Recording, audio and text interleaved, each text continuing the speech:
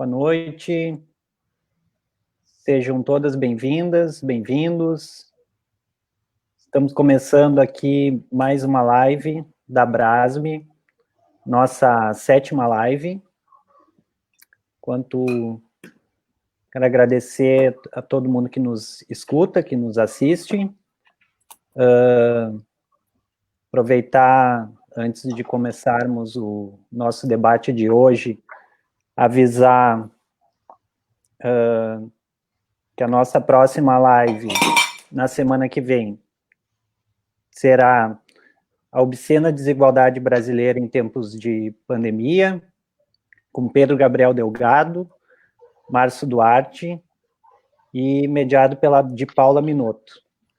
Maiores informações, então, na página da Abrasme.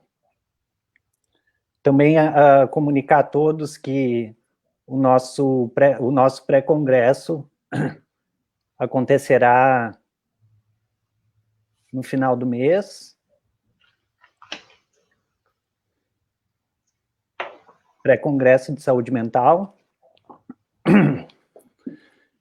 E para essa noite,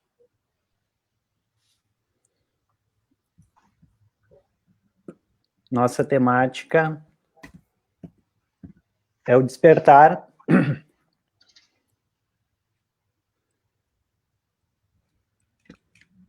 da pandemia,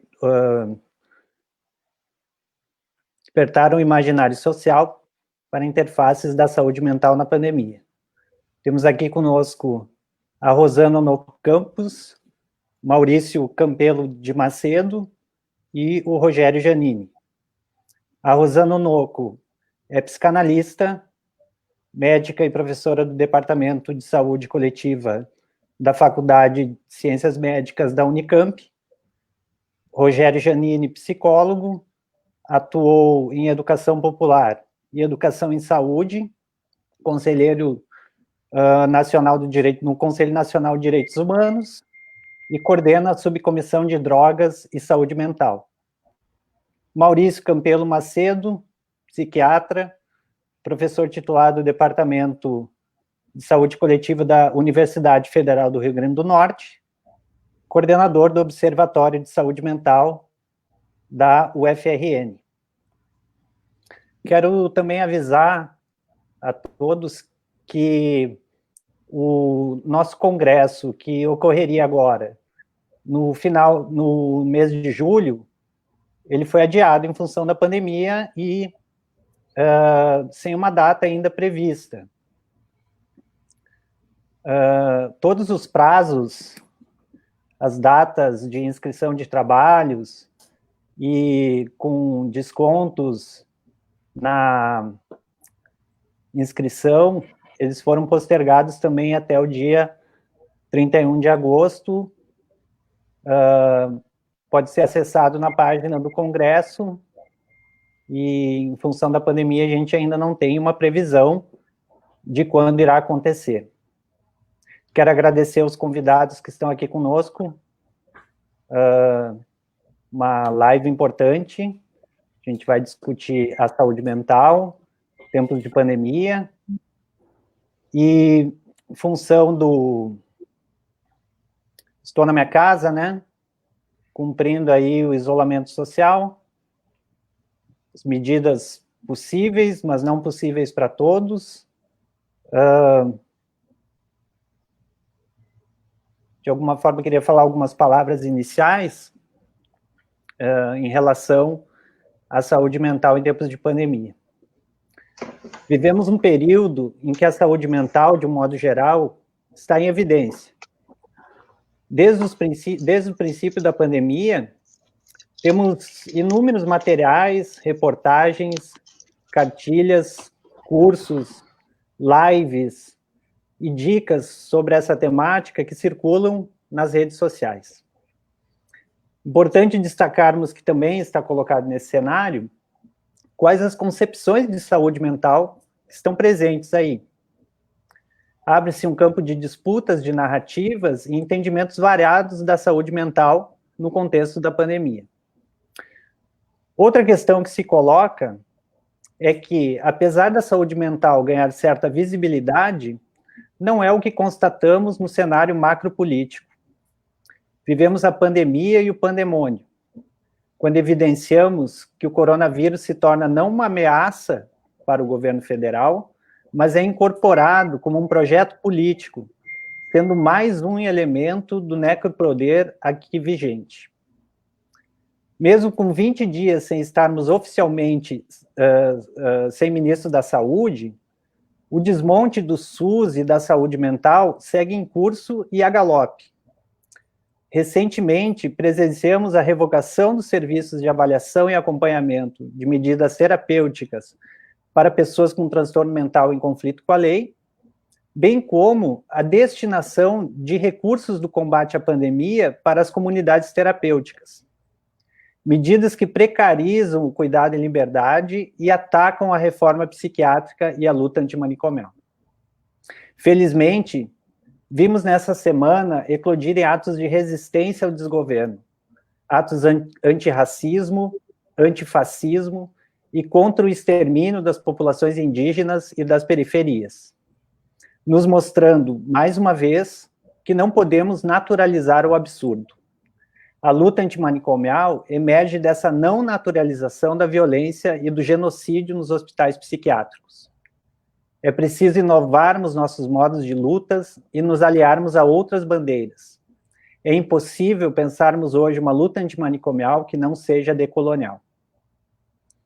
Então, frente à complexidade aí dessa temática, né, saúde mental em tempos de pandemia, a Abrasos me convida, então, para debatermos conosco, né, esses 3 convidados, que terão cada um de 15 minutos para falar. Eu vou sinalizar aqui o tempo, né?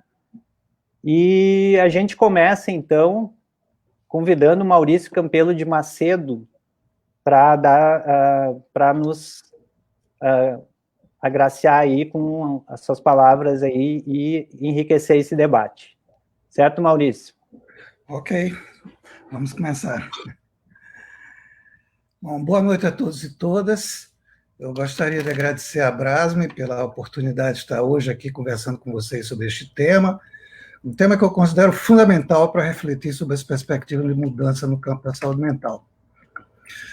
Falar sobre esse tema me faz relembrar uma experiência que marcou profundamente o imaginário social no que diz respeito aos processos de adoecer e morrer. Eu falo da segunda grande pandemia de peste bubônica, que no século XIV surgiu na China, se difundiu pelos países asiáticos, e através da Rota da Seda chegou ao Oriente Médio, se espalhou por toda a Europa. A peste, como ficou conhecida genericamente, nos faz evocar imagens de morte, cerca de 50 milhões de mortos entre os europeus, aproximadamente, devastação, medo, impotência, dificuldades para o sepultamento, grande impacto econômico, social e cultural, enfim, uma experiência trágica da vida. A morte passa a ser um tema onipresente na cultura europeia. Michel Foucault nos indica que foi nesse momento que se constituiu o imaginário da peste e um modelo de assistência que chegou aos nossos dias. Entre essas imagens da peste, merecem destaque o seu vestuário. Os médicos vestiam grandes casacos que cobriam todo o seu corpo, usavam chapéus e máscaras bicudas para se protegerem do contato com os miasmas da doença. Na época não tinha uma teoria científica do contágio. Os médicos eram também os responsáveis pelo tratamento dos doentes, mas também pelo controle dos corpos dos doentes e dos mortos, que era realizado através de uma contabilidade sistemática e diária, pela identificação dos focos de doença, por medidas de higiene pública, através do que se chamava de fumigamento, que era um tipo de defumação de incenso para a limpeza das ruas e dos locais de trabalho, e nos lembra muito os carros fumacê que a gente vê hoje.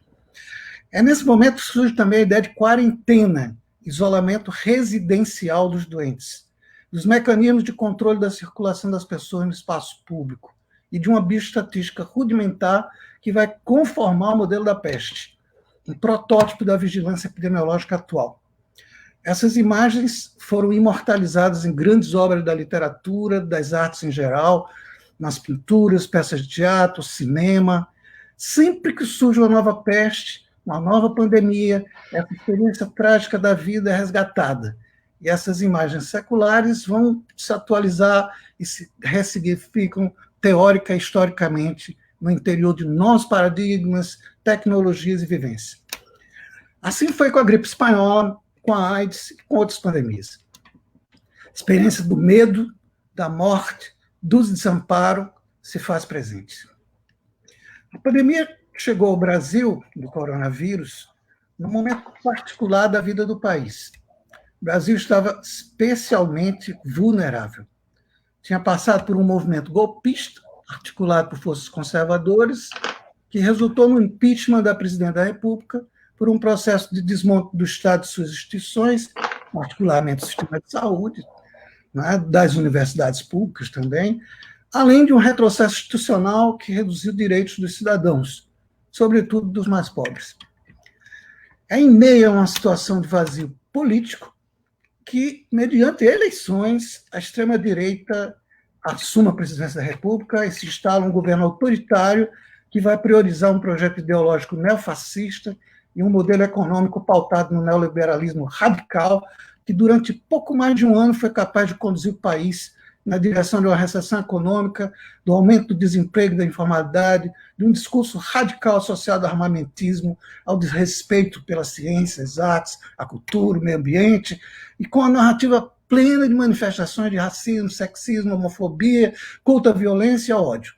Refratária a qualquer ideia de avanço no processo civilizatório. Um país sem políticas públicas, sem projeto de desenvolvimento, marcado por fake news e pelo comportamento escandaloso dos seus agentes governamentais. Uma das marcas desse governo é a total falta de empatia com a vida humana, com o sofrimento, com os vulneráveis, assim como o seu descompromisso com o bem público. O federalismo, o Estado de Direito, equilíbrio entre os poderes da República, a democracia, as liberdades, enfim, são sistematicamente desrespeitadas e mesmo ameaçadas. Bolsoland, como eu chamo essa terra devastada, consegue produzir no circuito dos afetos um movimento que mobiliza o que existe de pior no imaginário individual e coletivo. Foi nesse ambiente degradado de insegurança, de fragilidade institucional, que a pandemia da Covid-19 se instalou. Assim, a pandemia do Covid-19 surge como um evento que eu gosto de chamar de evento crítico, que é uma emergência histórica que serve como catalisador ou mesmo deflagrador de processos que já estavam presentes nas sociedades como pontos de tensão nem sempre visíveis. Estes processos já estavam se desenvolvendo de forma contraditória ou sinérgica, mobilizando o imaginário social, símbolos, desejos, afetos, com potências que tecem uma rede intersubjetiva, ou seja, socialmente partilhada, que pode levar a mudanças profundas. Lembrando que as historiades forma-se um verdadeiro labirinto de caminhos possíveis a serem seguidos pelos indivíduos e grupos sociais, com múltiplas encruzilhadas onde se tomam decisões sobre as nossas vidas, a sociedade em que queremos viver, o futuro do planeta e da humanidade. As desigualdades, a questão ecológica ambiental, os direitos humanos e de cidadania, as relações humanas e a construção da intimidade num contexto de autonomia, respeito, alteridade, equilíbrio entre as liberdades individuais e a equidade, assim como o individualismo e a falta de empatia com os mais frágeis e vulnerados, constituem alguns desses pontos de tensão ou microprocessos presentes na vida cotidiana. Uma espécie de traço estrutural presente nas nossas sociedades, particularmente na brasileira. As desigualdades, sejam elas econômicas, sociais, de gênero, de raça, étnicas, como a questão indígena, culturais, de acesso a bens e serviços, com toda a marca do preconceito e do estigma que as caracterizam, são barreiras enormes ao desenvolvimento de uma sociedade democrática, ética e moralmente sustentável. E a pandemia surge como o catalisador desses pontos de tensão, um gatilho que deflagra algo que estava crescendo de forma mais ou menos visível, mais ou menos consciente, e que agora se torna insustentável e exige uma resposta. Estes são processos muito complexos, imersos em muita incerteza e que podem ter soluções imprevisíveis. Por exemplo, além da politização da pandemia, A facilidade com que o discurso do presidente da República de usar cloroquina ou hidroxicloroquina em protocolos médicos para tratamento e mesmo prevenção da Covid foi rapidamente assumido por grande parte da população, mostrando o quanto o imaginário social está medicalizado, centrado no modelo da doença, na perspectiva do consumo de medicamentos, como solução para todos os problemas de saúde. A procura enlouquecida por esses medicamentos nas farmácias cresceu na ordem de 700%. A resistência e até a negação das medidas de prevenção e proteção, como o confinamento social, não está somente na boca do presidente, está na cultura de uma parcela substantiva dos médicos e da população. Tudo isso tem relação estreita com o campo da saúde mental. A chegada da pandemia do Brasil, tendo como alternativa concreta de enfrentamento o confinamento social nas residências, vai ter impacto sobre esse campo, seja no plano de saúde mental dos indivíduos, seja nas suas dimensões social, organizacional ou enquanto campo de conhecimento. Saúde mental é um campo de conhecimento e intervenção que mantém múltiplas interfaces com os outros campos da saúde e nos diversos níveis do sistema de saúde, na rede de atenção psicossocial, como também na educação, na cultura, entre outros setores. É um território transdisciplinar, multiprofissional, intersetorial, e que inclui saberes que transcendem o conhecimento científico tradicional. Um universo de grande complexidade, que nos termos de Emiliano Galendi se estabelece como um campo predominantemente intersubjetivo e de natureza social. Nestes termos, num cenário de isolamento social, como que está sendo recomendado, eu lembro que não tivemos até agora uma situação de lockdown vimos como vimos na China e nos países europeus. Nós vivemos situações muito heterogêneas. Isolamento em família ou individual, tentativa de isolamento em casas com 2 cômodos para uma família extensa, falta de acesso às mínimas condições de higiene, faltando água, por exemplo, para lavar as mãos, experiência de solidão ou de privação da intimidade, onde se partilha o tempo e o espaço comum com os outros da família, de forma mais intensa, numa nova relação de proximidade. Experiências que podem ser enriquecedoras de reinvenção das famílias, das relações amorosas, das redes de afeto, de reaproximações, de redescobertas, mas também de acirramento de conflitos, violência doméstica, sofrimento, medo e angústia diante do fantasma da morte e da impossibilidade de realizar os rituais de velar seus mortos. Para os que não podem respeitar o isolamento, resta uma atitude reativa, validada pelo pai palhaço autoritário, de pensar que é apenas uma gripezinha, que as pessoas têm que enfrentar o vírus e ter coragem para voltar ao trabalho, ir para as ruas, desrespeitar o pacto de isolamento pelo bem de todos e da economia. Além disso, é preciso referir que existe uma população que vive nas ruas, que está em abrigos, como muitos idosos, em hospitais psiquiátricos, em instituições carcerárias. Estes não podem se isolar e seguir os cuidados de asepsia.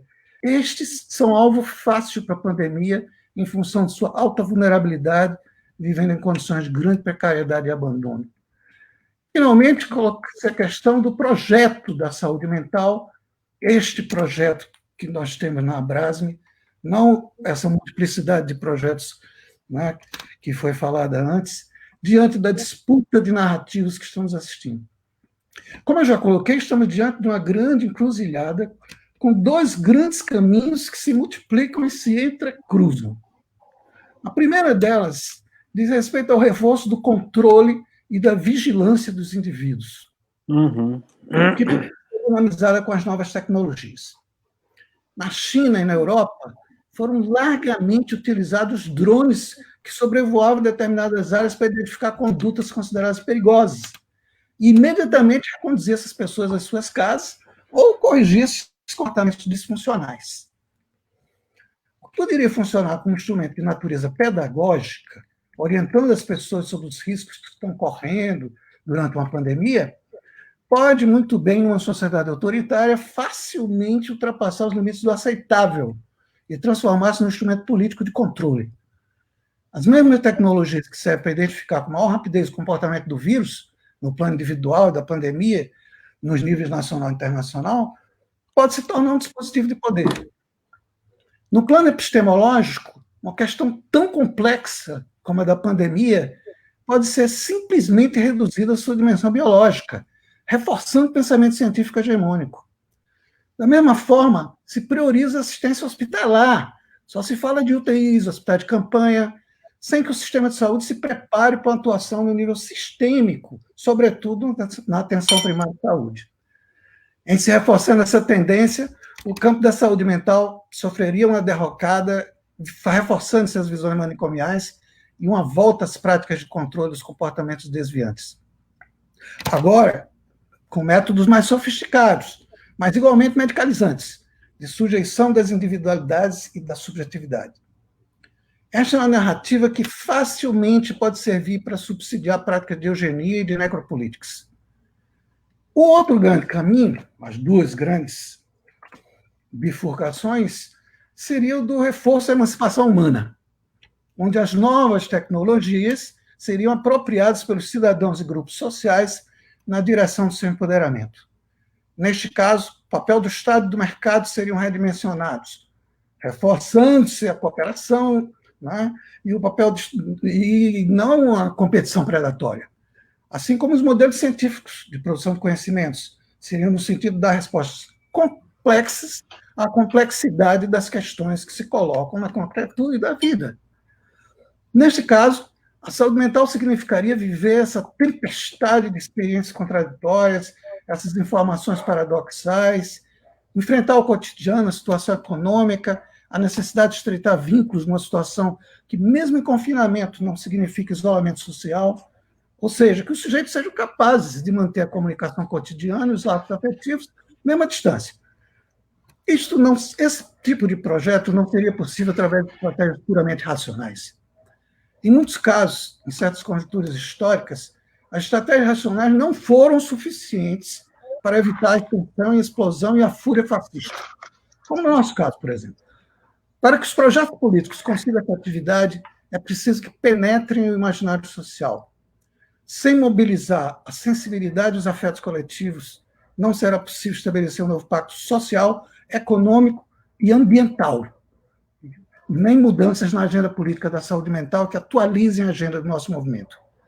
Para isso, é preciso romper a bolha, aprender a se comunicar com os outros atores sociais e políticos, aprender a trabalhar com essas novas tecnologias a serviço da emancipação, incorporar as mudanças nos processos de trabalho, validando novas técnicas no interior do nosso campo de atuação, né? Tem várias sendo testadas, entre tantas questões que devemos enfrentar neste alvorecer do século XXI.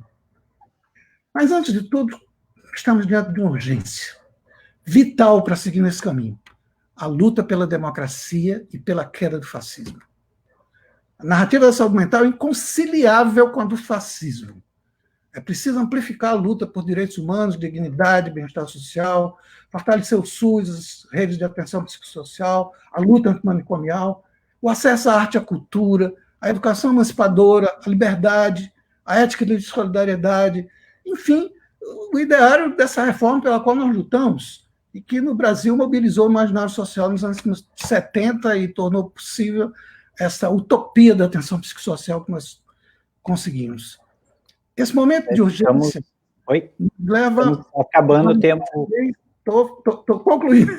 Esse momento de urgência nos leva, mais uma vez, então, a opor, de um lado, a barbárie, que está aí, do outro, a civilização que nós propomos para construir o sonho de uma sociedade sem manicômios. Muito bem.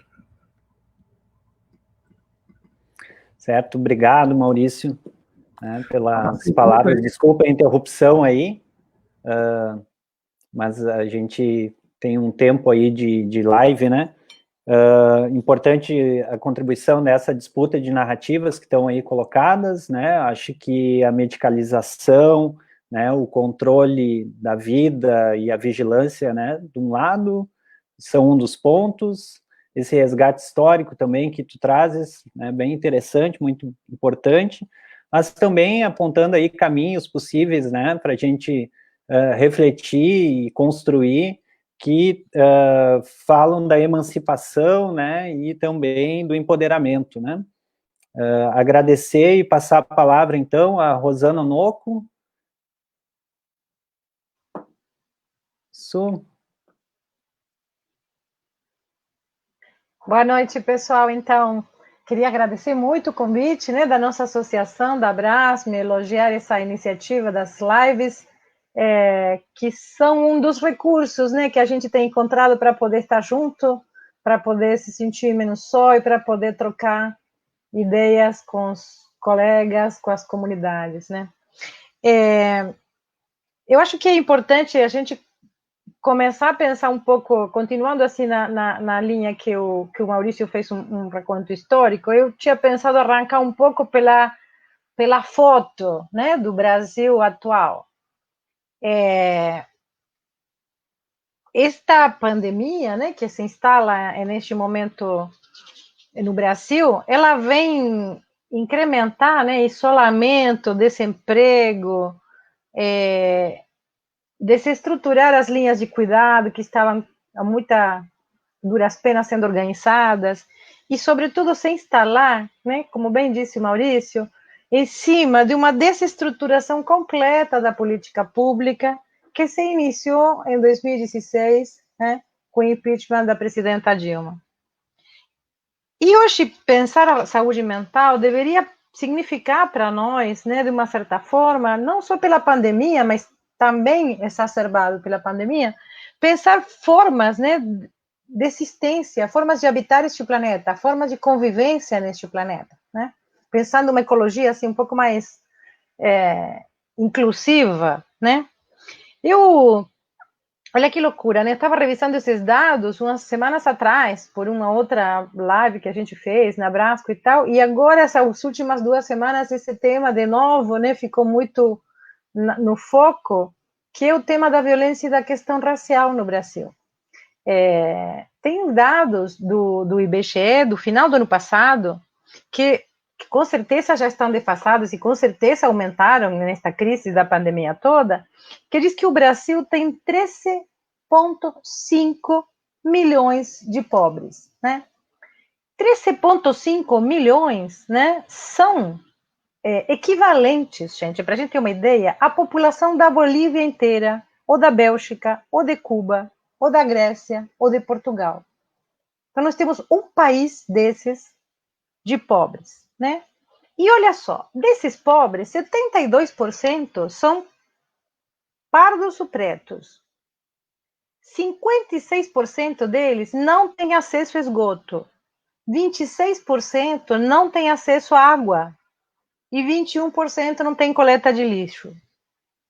10% das mulheres negras são empregadas domésticas. E nós tivemos uma notícia hoje estarrecedora, da criança que caiu do prédio em Pernambuco, né? Filho de uma empregada doméstica, que foi obrigada a ir a trabalhar, né? E teve que levar sua criança para o trabalho, né?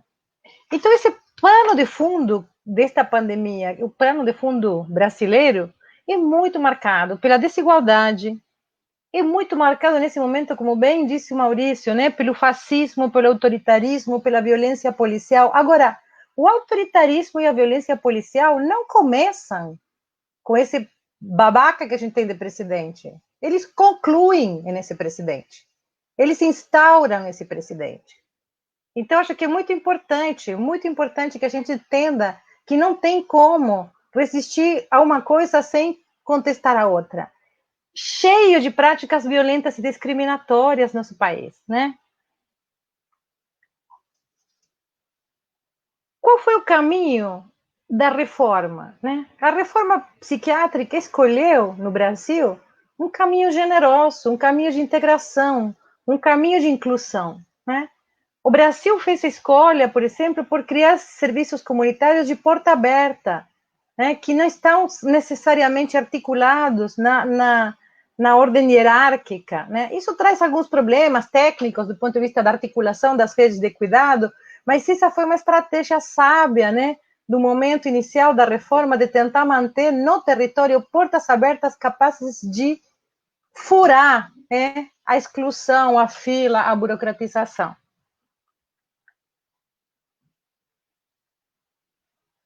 E aí eu queria, então, pensar um pouquinho assim, o que nós, né, que trabalhamos nos serviços de saúde, produzimos em termos de imaginário social para poder concluir com algumas propostas para a gente ser capaz de refundar um novo imaginário social, né?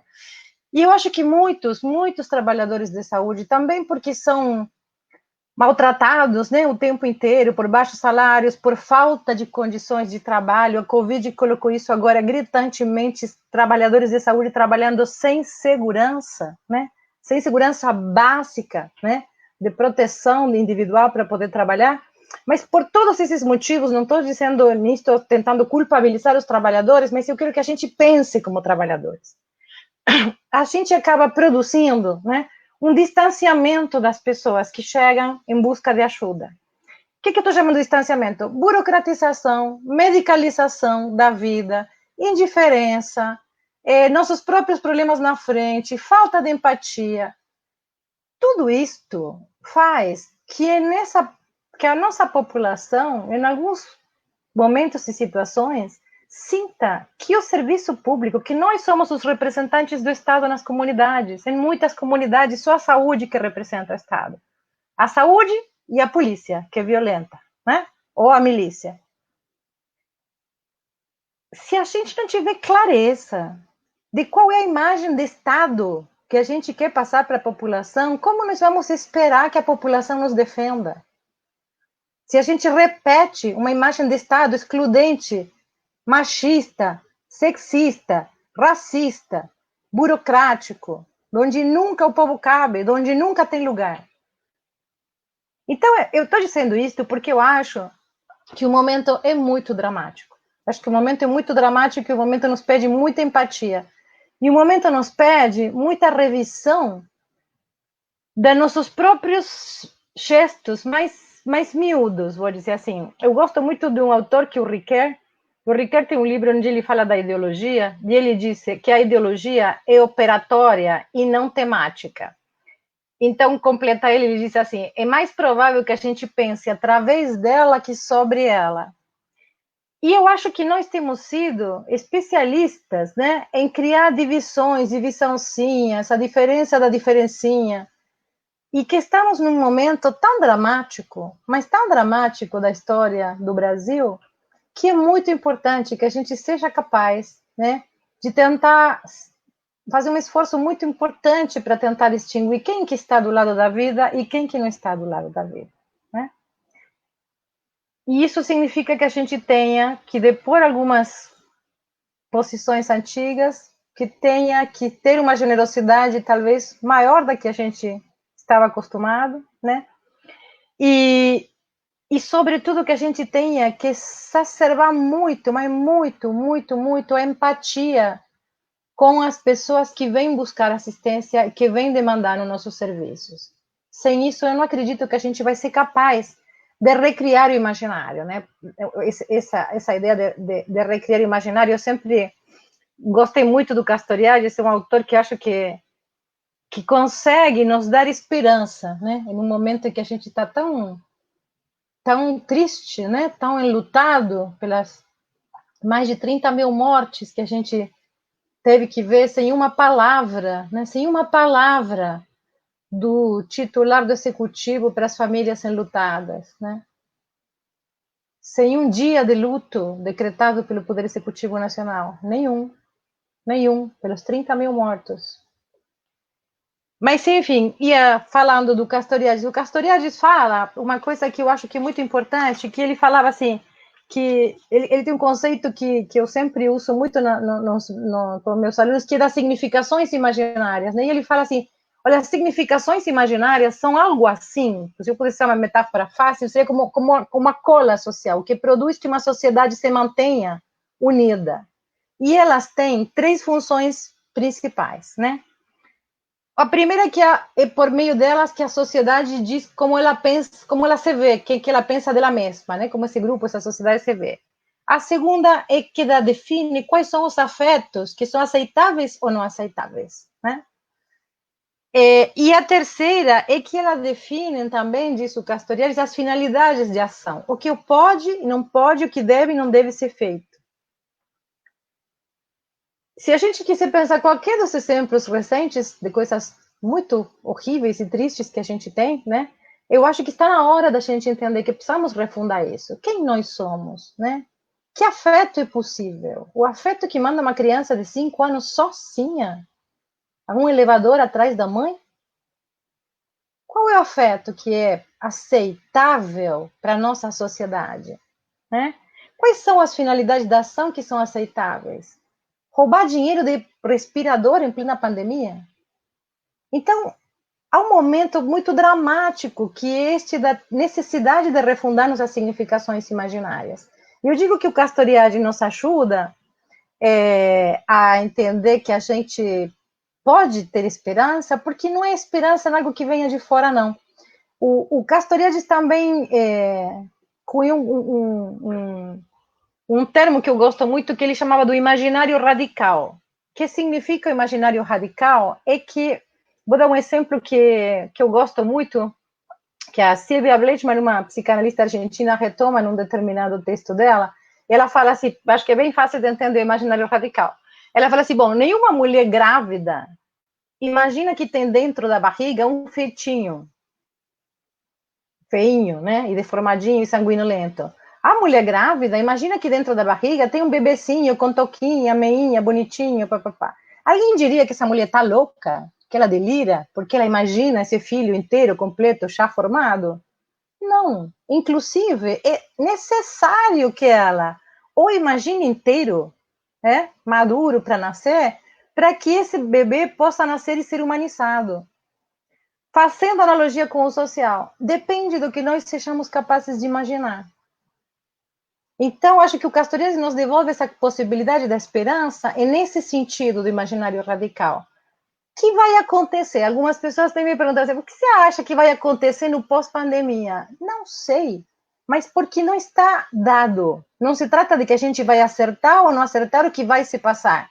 Se trata de que o que vai se passar vai depender do que a gente seja capaz de fazer com o nosso presente. De quanto nós sejamos capazes de pensar um país onde caibam todos, onde não fiquem negros, gays, pobres de fora, onde todos tenham lugar e onde todos possam ser, perante a lei e a Constituição, cidadãos de direito. É isso, gente. Muito obrigada.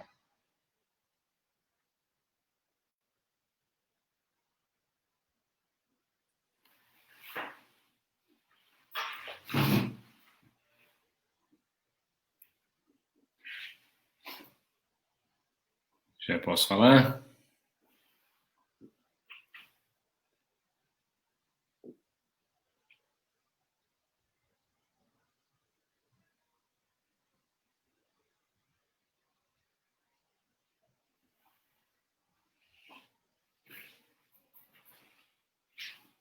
Eu posso falar já?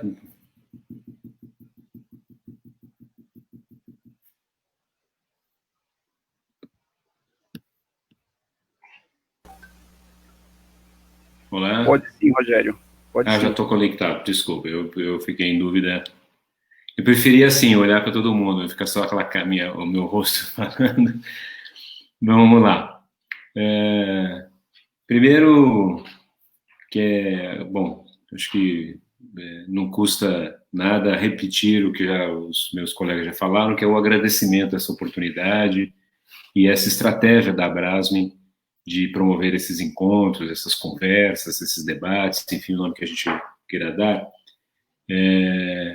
para a possibilidade da gente despertar mesmo pensamentos, despertar novas ideias, ou não gostar delas, né, contrapô-las, enfim, com essa possibilidade que a gente tem desses encontros virtuais.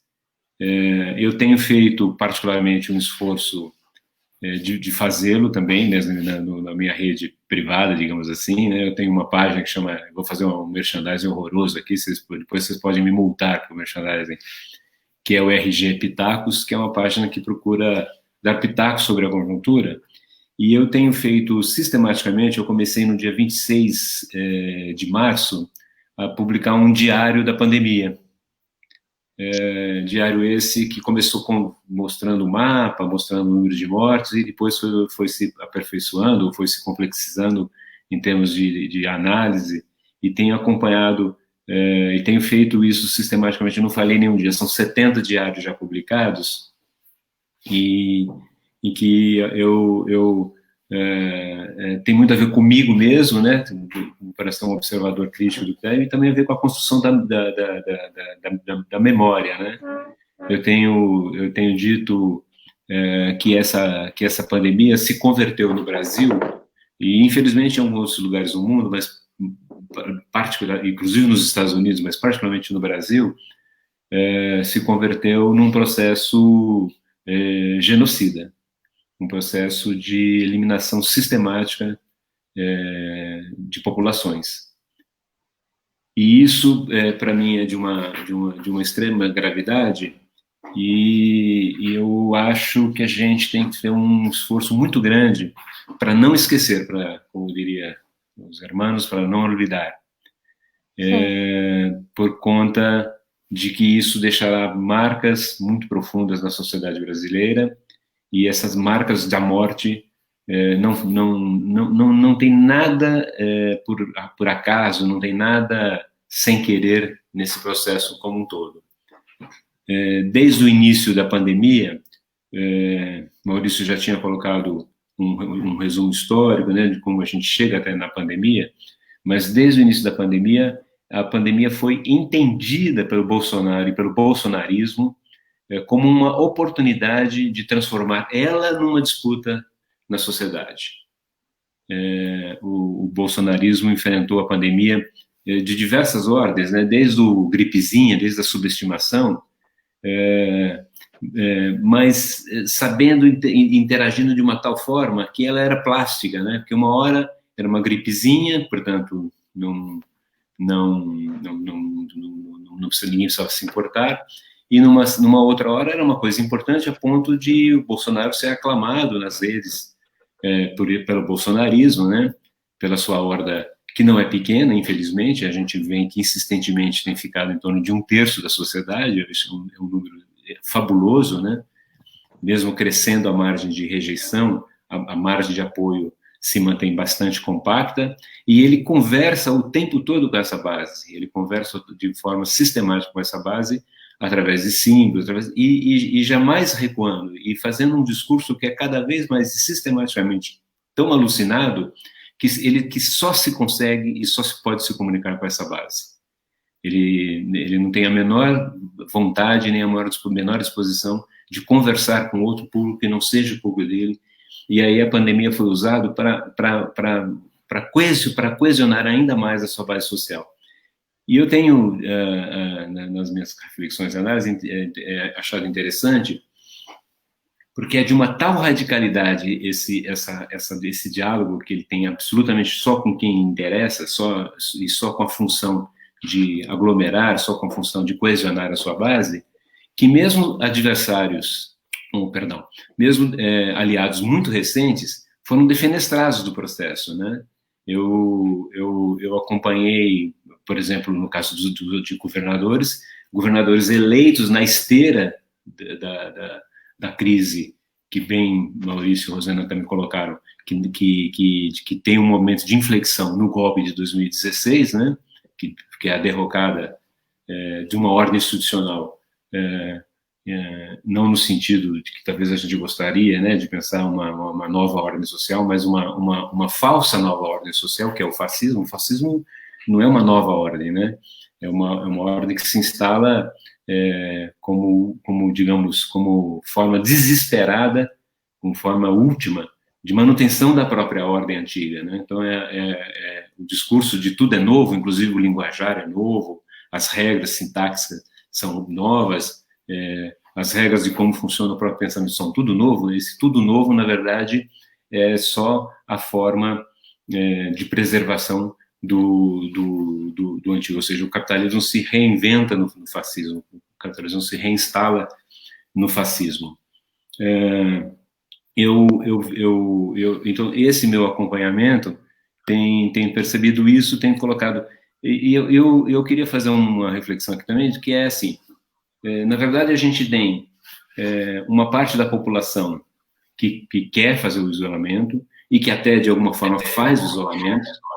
tem uma parte da população que recusa o isolamento e não faz de forma alguma, inclusive dessa horda bolsonarista é a que vai dizer que é gripezinha, que não é para fazer, que vai se mobilizar, inclusive, né, em medonhas manifestações que leva caixão de Covid para as ruas, aquelas carreatas monstruosas, né, que era que eu costumava dizer, né, em tom jocoso, que era o rico com seu carrão querendo que o pobre volte a usar o busão, né?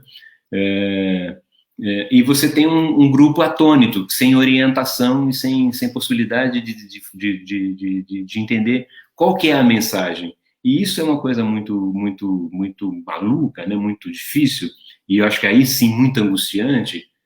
A par de toda a angústia, e o Maurício descreveu uma série de situações, inclusive do próprio confinamento, os desafios que ele nos imporia, numa situação, digamos, sem esses outros determinantes, por exemplo, como na Itália aconteceu, como na Inglaterra, e na Alemanha, em outros lugares, em que o isolamento ele é fruto de um certo pacto da sociedade que diz, né, que o Estado tem um papel. O Estado, por exemplo, tem um papel de promover a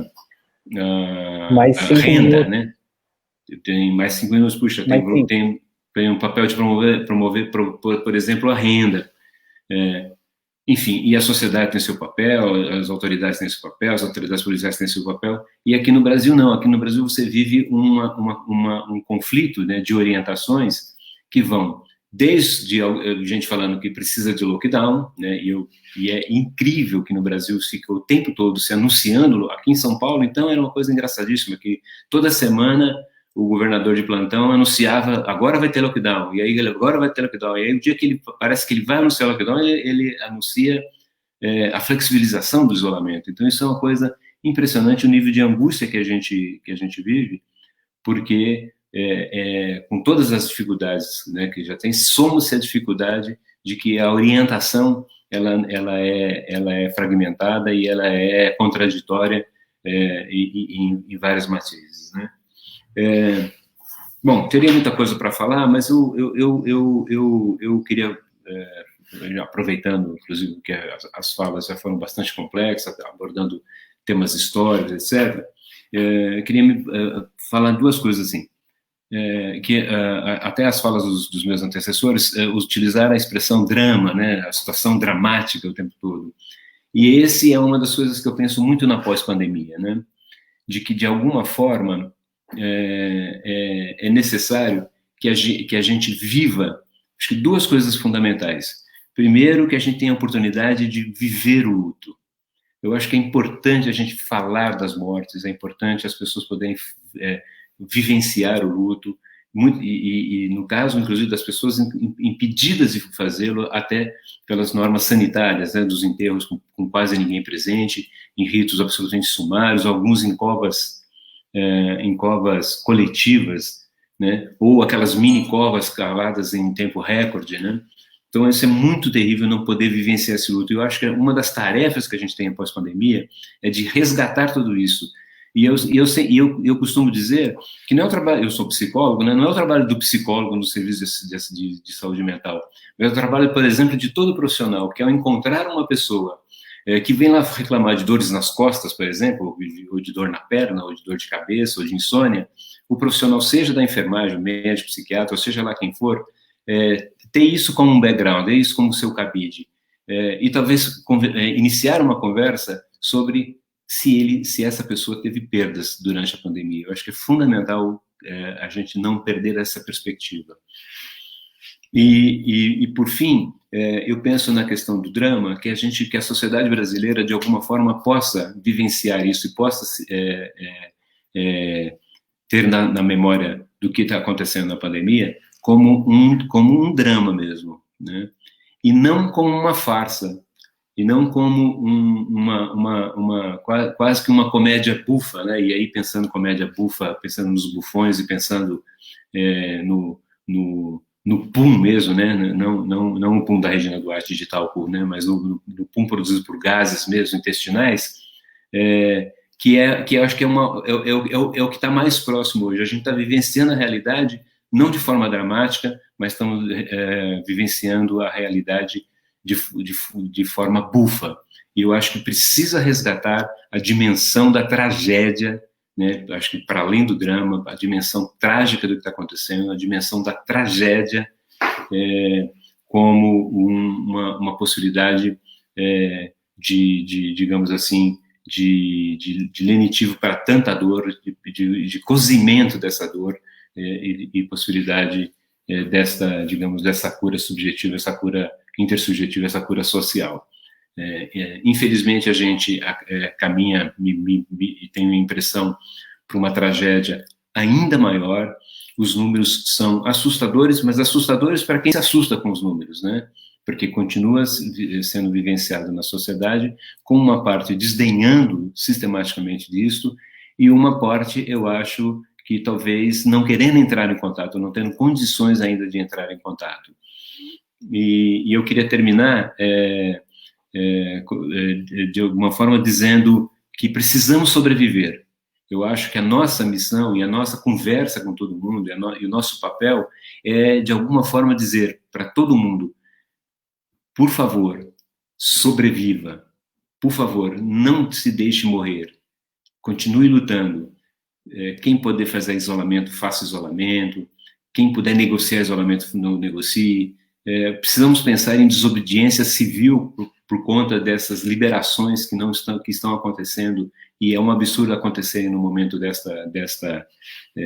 com a magnitude que a pandemia ainda está no Brasil, e com as várias pandemias espalhadas pelo Brasil, porque o Brasil, de tão grande, ele não organizou uma pandemia só, ele organizou vários modelos de pandemia que vão se intercruzando e vão se encontrando. Então, eu acho que a nossa mensagem, a nossa missão é sobreviver nesse momento. Não podemos deixar, não podemos ficar, de alguma forma, não podemos morrer, né? Precisamos sobreviver.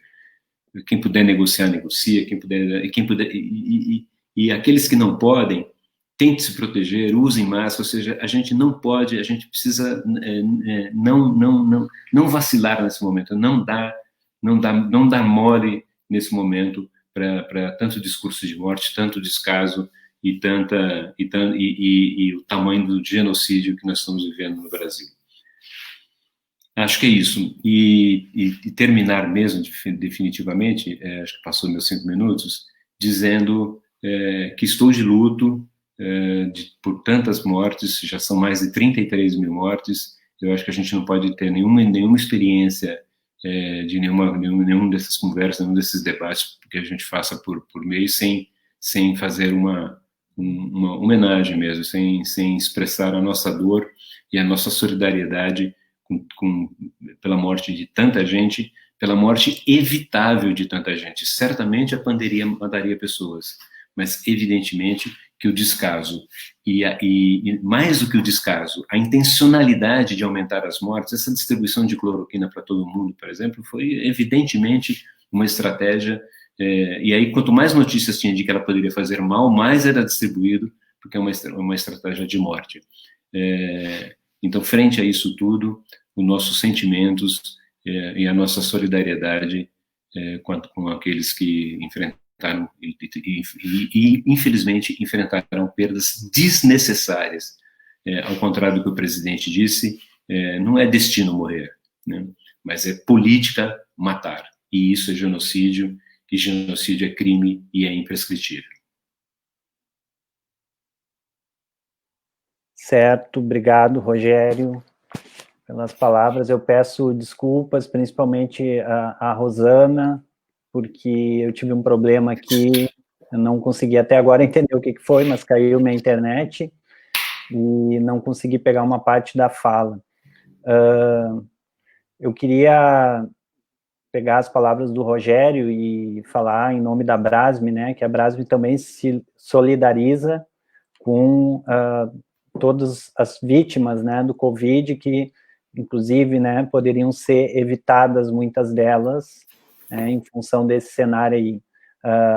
Ontem a gente teve um número recorde de óbitos num dia, né, e Isso é um cenário extremamente triste, desolador, né, e quando a gente fala dos números, né, são vidas, são pessoas, né, e o desdém, o descaso, como está sendo tratado isso, tem que ser repudiado, né, veementemente.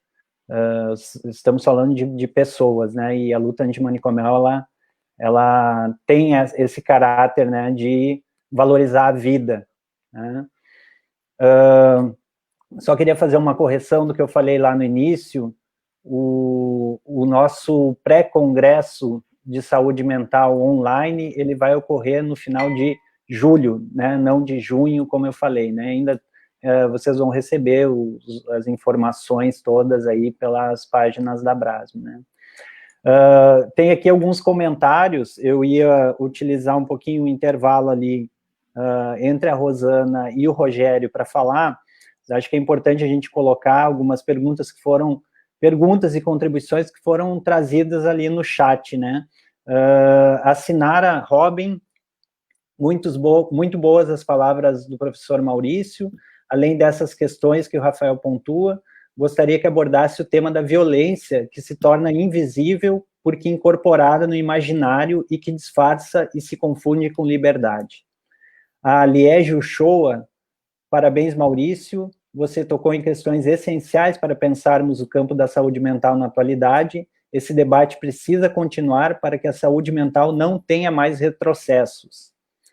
A Sandra Fagundes, muito bom escutar o Maurício, precisamos disputar o imaginário social na direção de uma epistemologia decolonizada, de uma relação diferente com o ambiente e entre os viventes.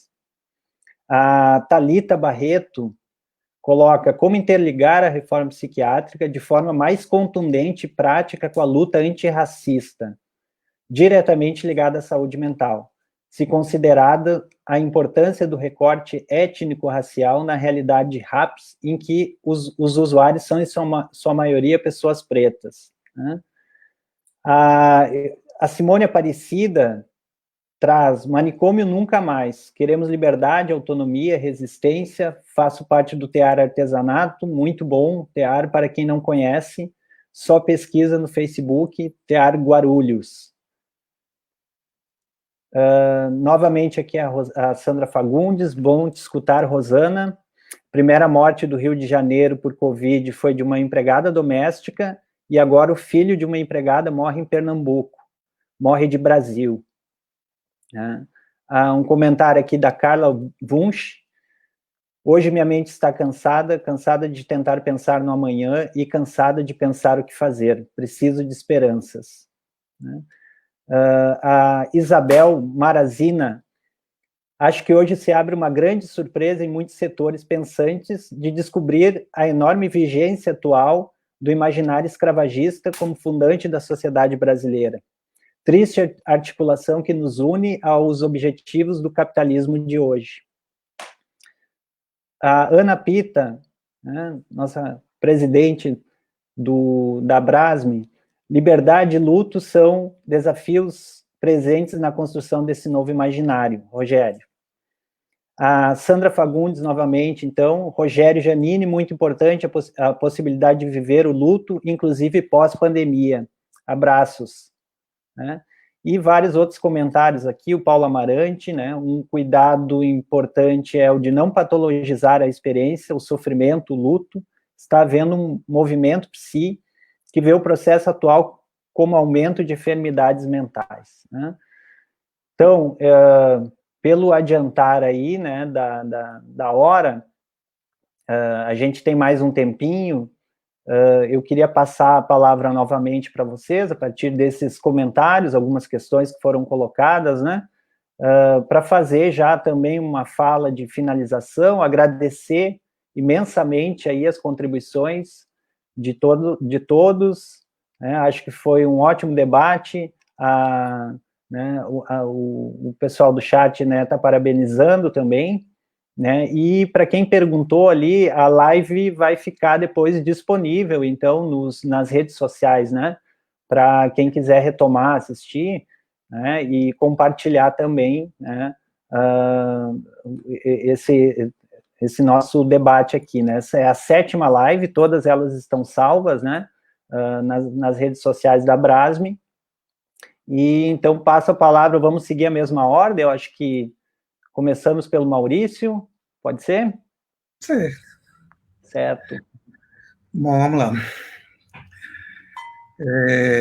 Primeiro, fiquei muito contente de participar dessa live com os colegas, todos fazendo apresentações brilhantes, né? Não se esperaria outra coisa deles. E creio que isso foi muito rico, e os comentários também.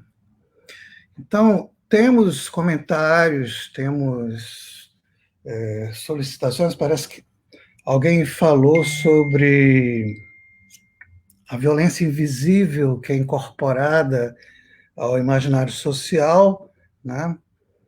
E como que eu tecesse algum comentário sobre isso. Na verdade, a resposta já está praticamente colocada pela própria formulação da pessoa que fez a questão, né? O que ocorre é que nós temos relações pessoais, né, que se tornam relações violentas e que ninguém percebe.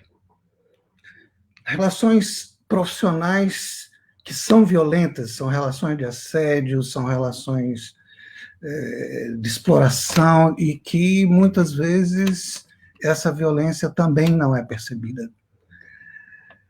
Relações de violência no trânsito, que muitas vezes também não são percebidas. Por quê? Porque são normalizadas. Isso é normal. E é normal por quê? Por que é normal o camarada chegar dentro de casa, não é, e bater na mulher, e a mulher bater nos filhos, e sair aquela escalada de violência dentro de casa? Por que é normal você estar com o seu carrão no meio da rua e você joga por cima do outro que está passando numa moto? Mas isso é incorporado pela cultura, isso é incorporado, como a própria pessoa perguntou, pelo imaginário, né? As pessoas normalizam essas questões. E isso é uma das coisas que se cristalizam como micropoderes na sociedade. E nós precisamos romper com isso. Esse momento da pandemia é um momento praticamente muito significativo, porque, como eu falei antes, ele serve de catalisador para vários processos que já estavam aí presentes. Já estavam presentes, que são responsáveis por problemas de saúde mental, que são responsáveis por problemas de sofrimento psíquico no dia a dia, né? E que são problemas que, quando surge a epidemia, quando surge a pandemia, ela, numa certa medida, ela deflagra respostas que antes não seriam possíveis, você não imagina. Então, por exemplo, em plena pandemia, nos Estados Unidos, milhares de pessoas saíram às ruas para protestar contra o assassinato odioso e covarde de um senhor negro por um policial branco. Um assassinato absolutamente desnecessário por puro desejo de matar. Manifestações essas que logo se espalharam por todo o território americano e ganharam também em outros países, inclusive o Brasil teve manifestações. A gente não sabe o que vai resultar disso tudo, mas foi uma situação limite de reação ao racismo, à exclusão, ao preconceito, que estavam submersos por esse tipo de violência que se torna invisível pela normalização a que procedemos, na cultura, nos símbolos, no dia a dia. Isso vai ser revigorado agora com a pandemia. Parecia que estava tudo submerso, parecia que não existia racismo, que não existia... Mas aí, de repente, tudo reflui. Nós estamos nesse momento de ressurgimento, né, de manifestações que antes não eram capazes de ser expressas facilmente pelas pessoas, né? Hoje, com muita facilidade, você chega e exprime esses movimentos. Como a Rosana falou, olha, milícia já existia, né? Quer dizer, não foi o Bolsonaro que criou as milícias agora, elas já existiam. Essas coisas já estavam aí. E, de repente, elas voltaram, elas emergiram, e nós ficamos como que paralisados. Né? E eu acho que esse estopim da pandemia, ele serviu, nesse momento dessa experiência tão trágica, para reacender a capacidade de resposta. E que talvez, né, se deflague as condições de uma emergência política e emocional para responder esses problemas. A saúde mental ela é transversal a todas as instâncias da vida, é um espaço aberto para essa disputa de narrativas, para o agenciamento imaginário social, e creio que não podemos perder de vista, né, a importância de reviver incessantemente as nossas memórias. Foi também falado aqui sobre essa questão da memória. Eu, como estou trabalhando com o observatório, isso para mim é um tema muito caro, porque espaços de consolidação e acesso às memórias da nossa experiência de saúde mental são fundamentais. São elas que vão construir a identidade do nosso campo. Elas que vão nos recordar dessas experiências traumáticas que nós não podemos tolerar. Né? Não basta gritar o slogan Manicomios Nunca Mais, a gente tem que experimentar essas experiências traumáticas na reviviscência, de forma que isso se transforme num desejo de mudança. Eu acho que essas são as palavras principais e queria reforçar também essa fala do Rogério, que me chamou muita atenção, sobre a necessidade de tentar mobilizar as pulsões de vida. Fazer com que as pessoas sintam que é necessário, em meio de toda essa tragédia, sobreviver. Se mobilizar de todas as formas e sobreviver para mudar.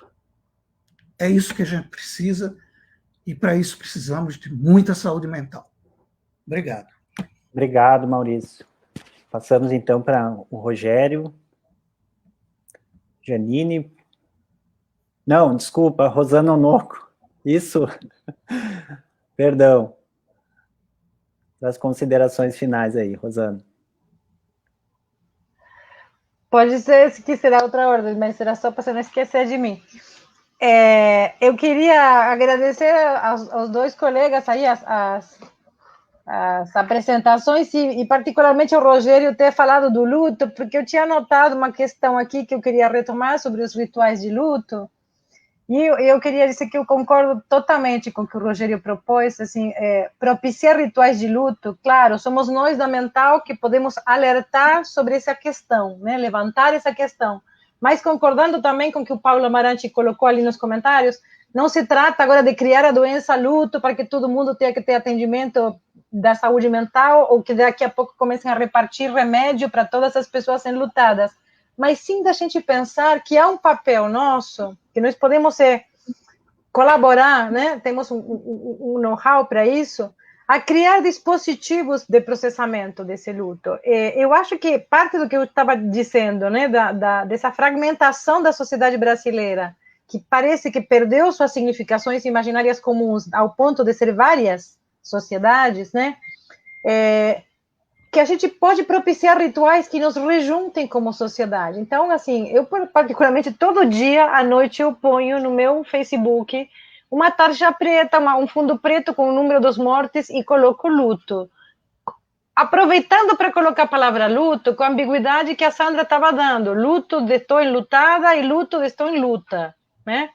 Então, eu acho que, assim, cabe a nós, cabe a saúde inteira, cabe a todos, e cabe a cultura. Eu tenho uma confiança, uma fé cega nas pessoas da cultura brasileira, porque eles estão conseguindo dizer, a cultura que ajuda também a elaborar e a processar simbolicamente essa barbaridade, essa massacre, esse genocídio que a gente está vivendo.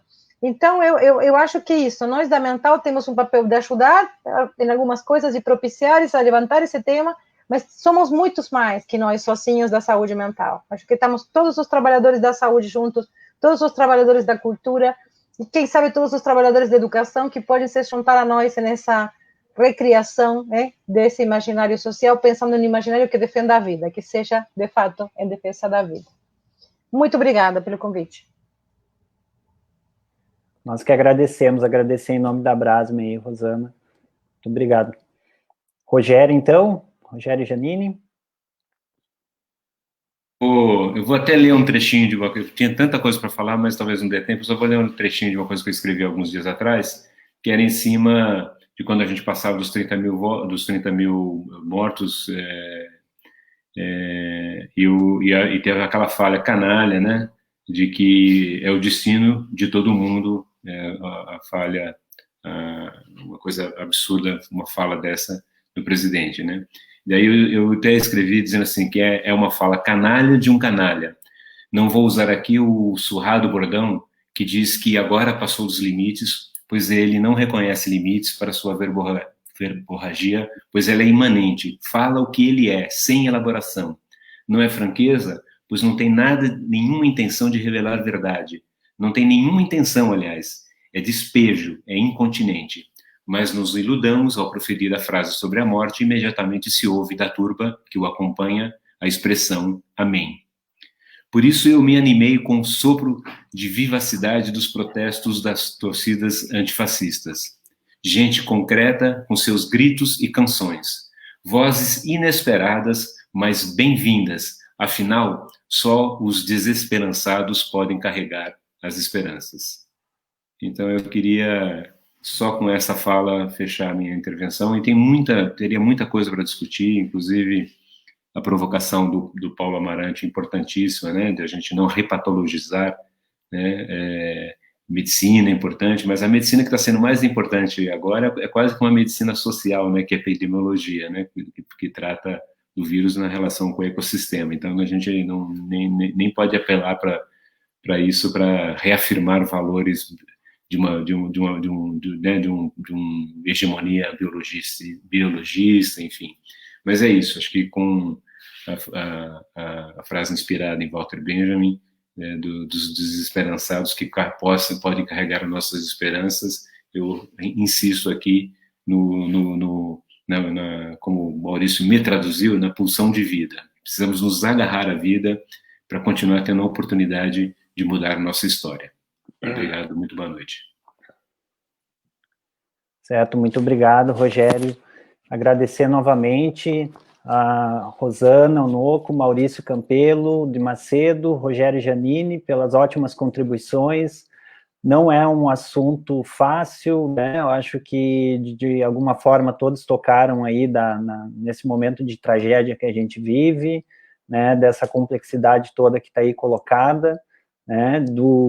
Acho que, para além de não ser um assunto tranquilo, fácil, né? A gente tem várias pessoas ali comentando a importância desse debate que foi feito aqui hoje, né? Acho que são contribuições muito importantes e fica aí um certo tom aí de esperanças também, né, e de luta, né, para a gente enfrentar e conseguir, de alguma forma, enfrentar essa problemática que a gente vive, esse desgoverno, essa política de genocida que está aí colocada, né, mas também reinventar aí nossas práticas e nossas lutas também, né. Eu quero só reforçar a todos que estão nos assistindo, então, na nossa próxima live, dia 11, né, na semana que vem, 11/6, quinta-feira, mesmo horário, 19 horas, né, a obscena desigualdade brasileira em tempos de pandemia. O Pedro Gabriel Delgado, da UFRJ, o Márcio Duarte, da UFJF, né, e da Abrasme. E a mediação da de Paula Minotto, né. Mais uma live aí para debater um outro tema importantíssimo aí, né? Então, agradecemos a todos que estão aí, nos presenciaram, né, que nos assistiram, né, e, novamente, agradecer aí os convidados, certo? Uma boa noite, uma boa semana e cuidem-se, todos.